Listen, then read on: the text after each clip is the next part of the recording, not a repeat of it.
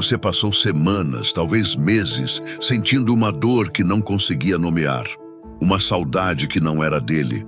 Era de algo que nunca existiu de verdade. E hoje, eu preciso te dizer uma coisa que pode mudar tudo como você enxerga essa história. Você não perdeu ele. Você perdeu a ilusão que você mesma criou. E isso muda tudo. Carl Jung passou décadas estudando por que pessoas inteligentes, sensíveis e cheias de amor se apaixonam por versões de outras pessoas que nunca existiram fora da própria mente. Ele chamou isso de projeção. Projeção é quando você pega partes de si mesma, seus sonhos, sua capacidade de amar, sua visão de como um amor deveria ser, e você projeta tudo isso em outra pessoa, como se fosse um filme numa tela. O problema?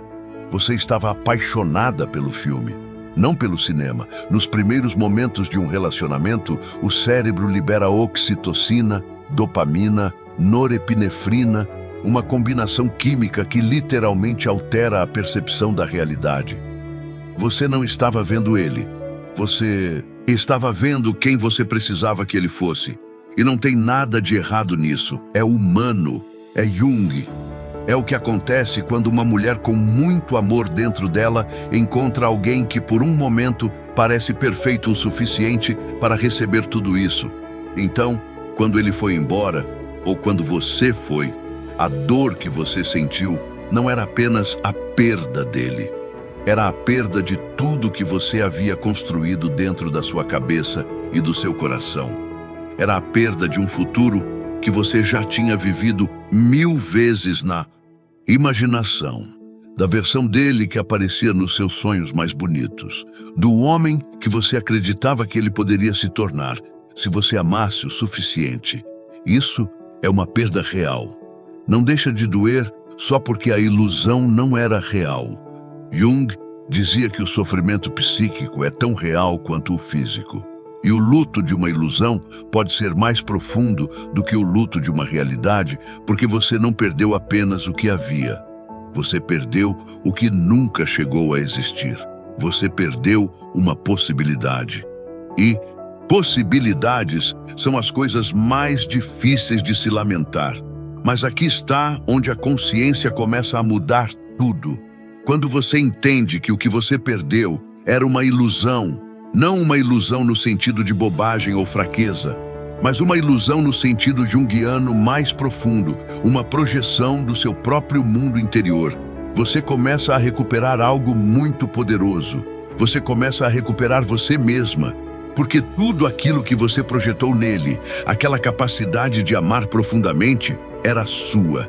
Aquela visão de um amor bonito e honesto era sua.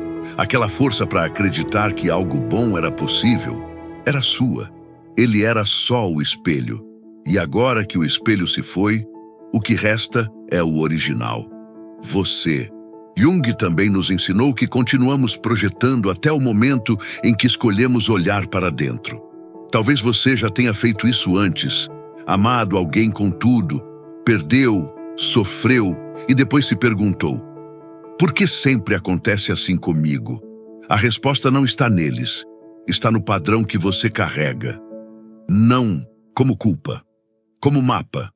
Porque o tipo de pessoa que você projeta, a velocidade com que você se apega, a intensidade com que você ama antes mesmo de conhecer de verdade, tudo isso conta uma história sobre o que você busca, o que você teme e o que você ainda não resolveu dentro de si mesma.